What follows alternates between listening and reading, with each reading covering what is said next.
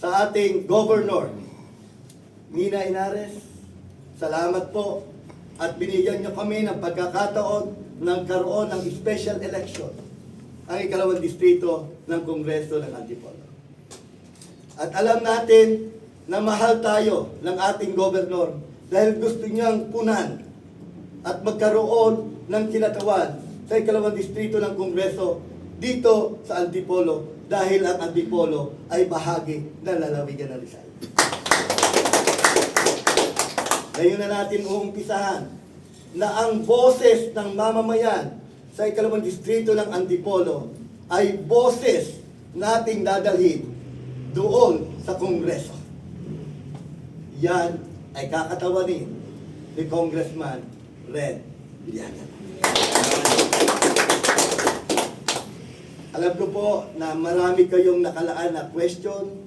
Siguro yung question pong yan, kahit ano po itanong nyo, wag lang po mathematics. Marami pong salamat. At seryoso tayo. Panahon na para sa tunay na pagbabago sa ikalawang distrito ng Kongreso sa Antipolo. Maraming salamat po. Yes. Tanong.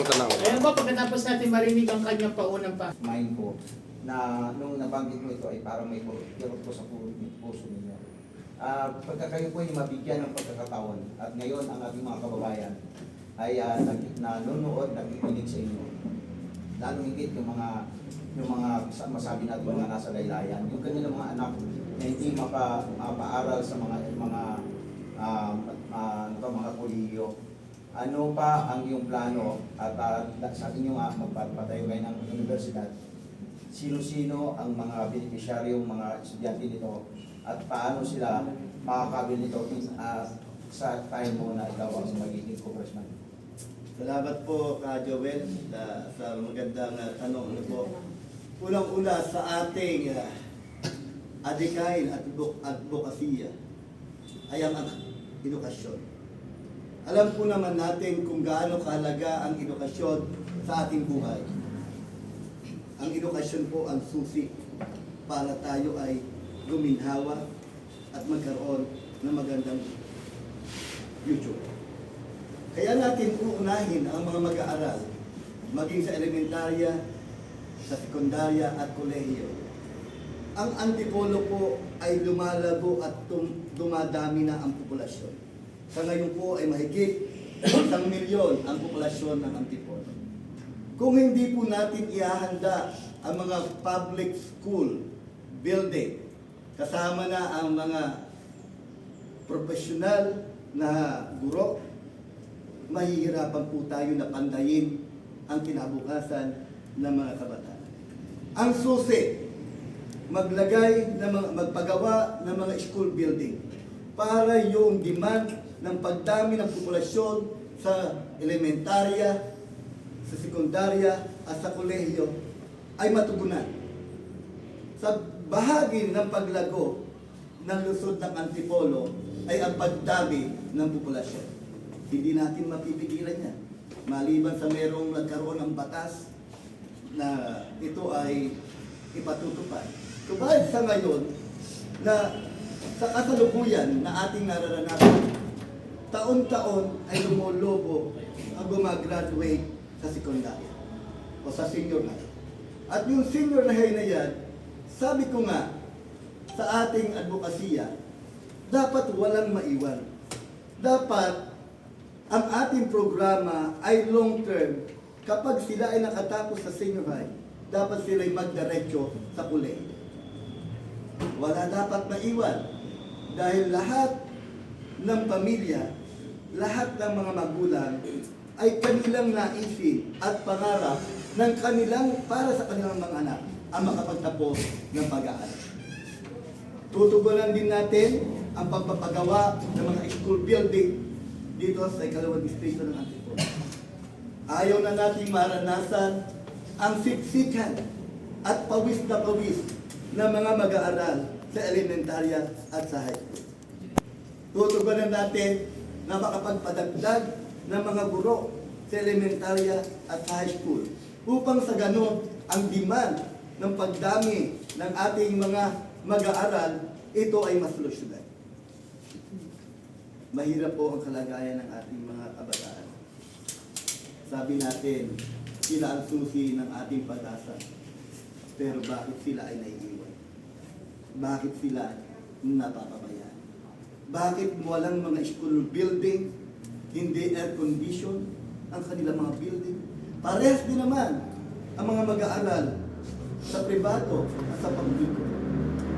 Bakit merong diskriminasyon? Bakit sila naiiwan? Bakit hindi na nararanasan na maging maginhawa, maging sa kanilang mga silid-aralan?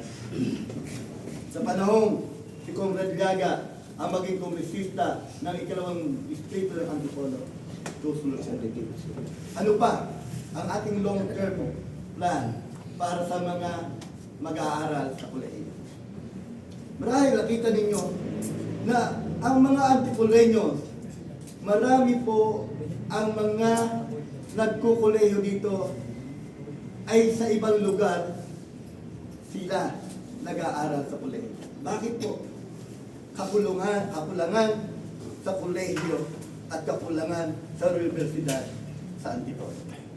Hindi naman sasapat ang kolehiyong ating meron ngayon.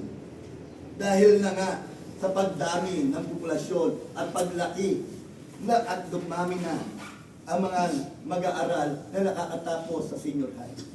Kaya ang long-term plan natin dito ay magpatayo na ng universidad sa Antipolo. Isusulong po natin yan. Kailangan yan. Hindi tayo papayag na sa loob ng terminong ito ay hindi yan ma-priority. Try me.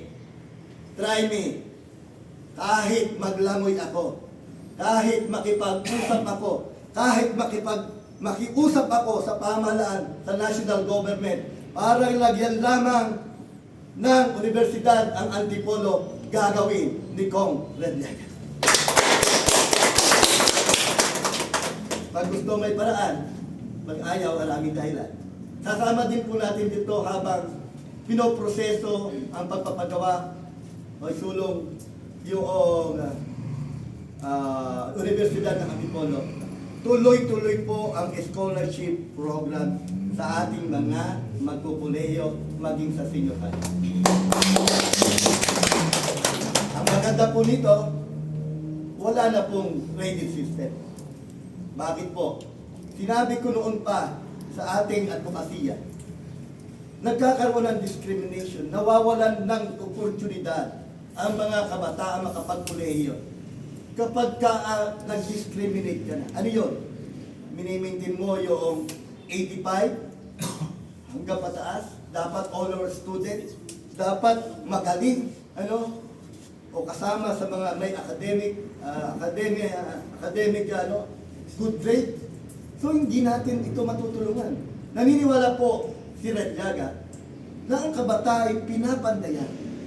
At habang pinapandayan ay tumatalas. Nagkakaroon ng lakas ng loob.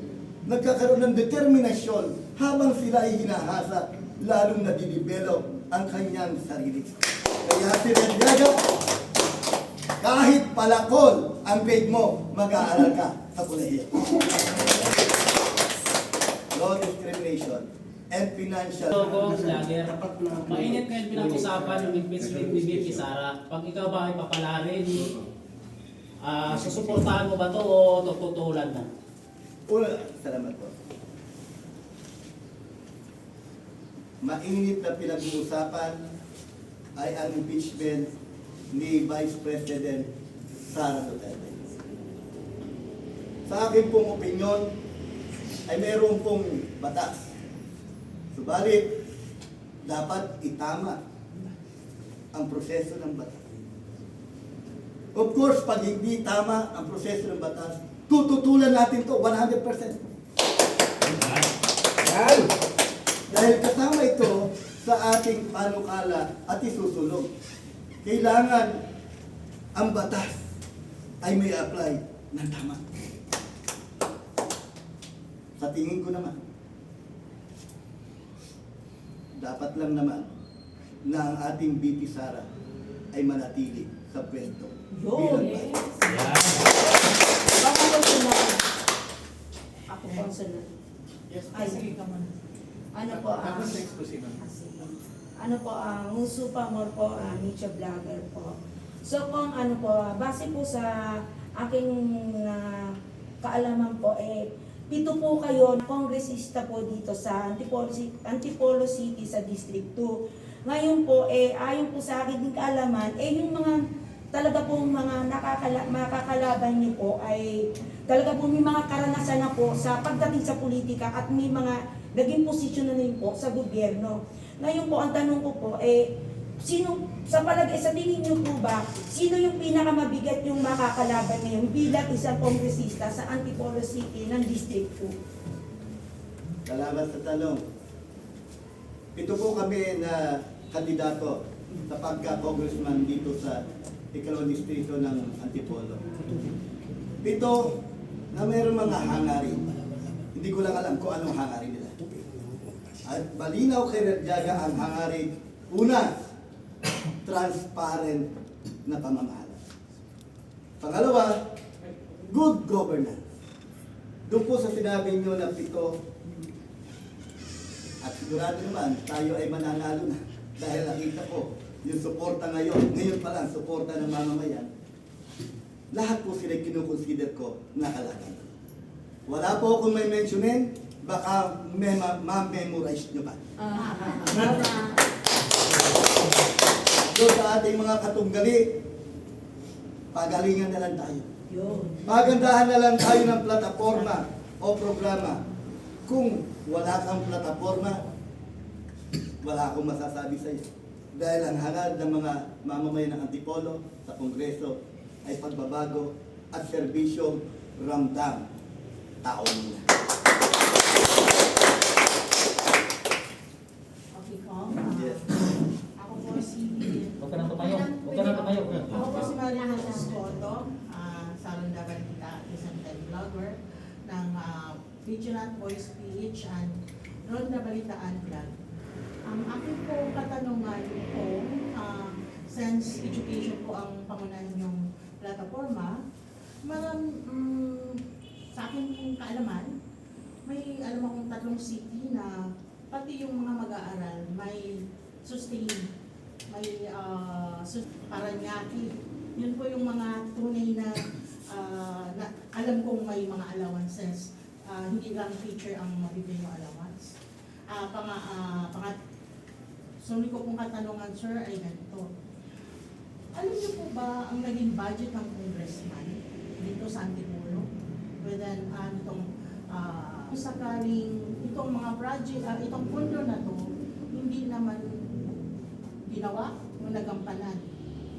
At willing ba kayong alamin at questionin ang pondo na to kung sakali kayo ipapalari?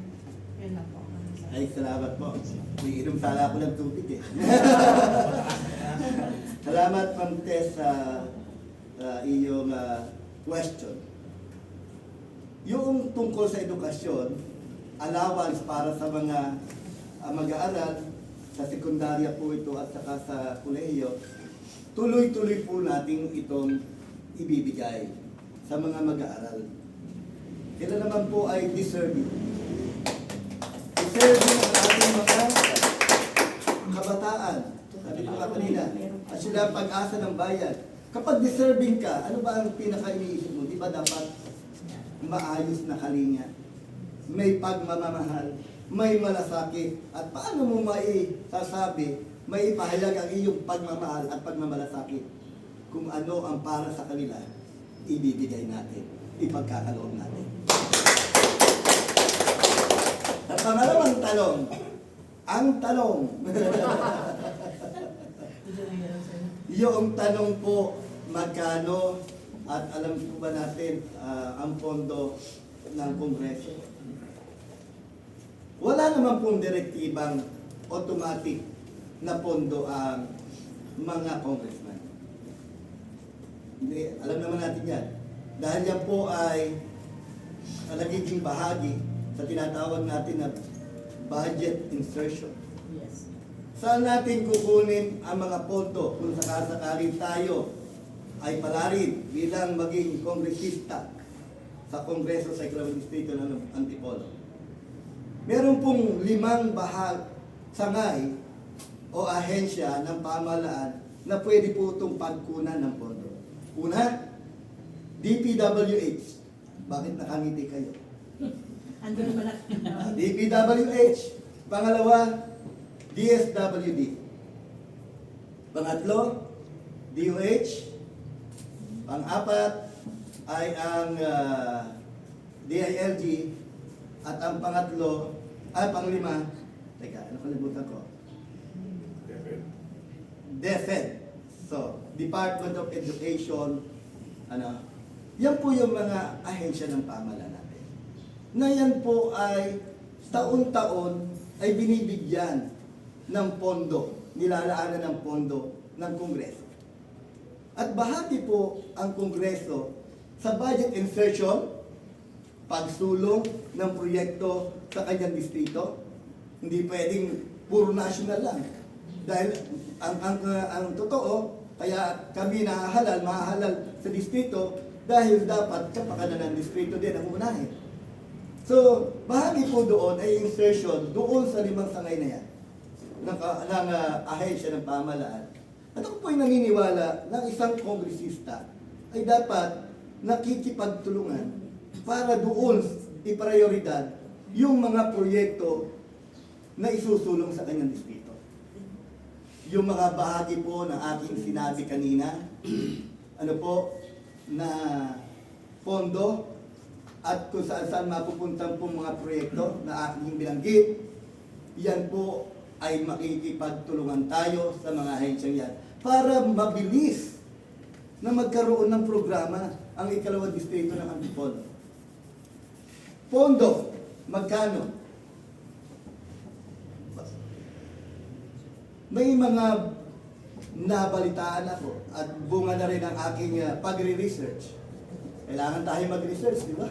Ang Kongreso dapat magaling ang research. Nasa 800 milyon kada taon ang pondo ng Kongreso. Siguro baka higher pa. Baka higher pa. At yung 800 milyon na yung piso, sa loob ng isang taon, nakakatingala, bakit? Nakakatulala. Ang laki ng bahagi ng Kongreso na pondo.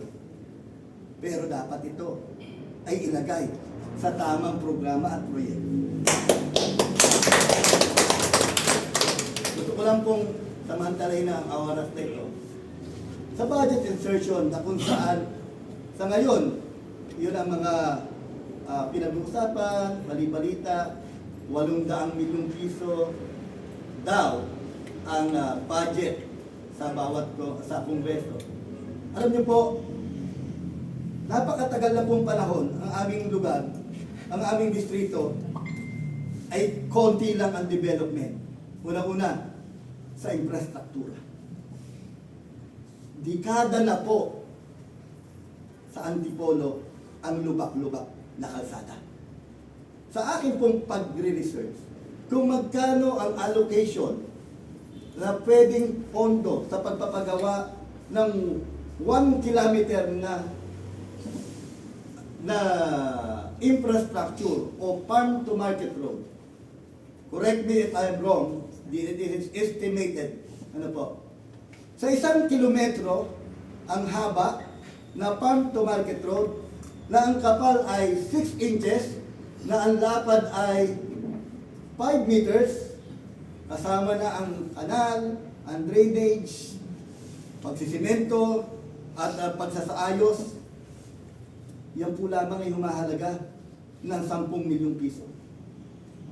Imagine, 1 kilometro, 1 kilometer, 10 million pesos.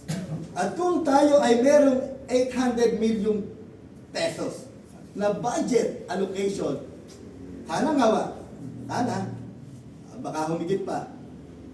Alam niyo po, baka yung 800 million kung ipa-priority natin ang infrastructure sa unang taon pa lang natin, pwede na tayong magpagawa ng 10 kilometro na farm to market road. Sa pangalawang taon, 10 kilometro ulit. So, suma total, 20 kilometers. Alam niyo po ba kung gaano kahaba, kalayo ang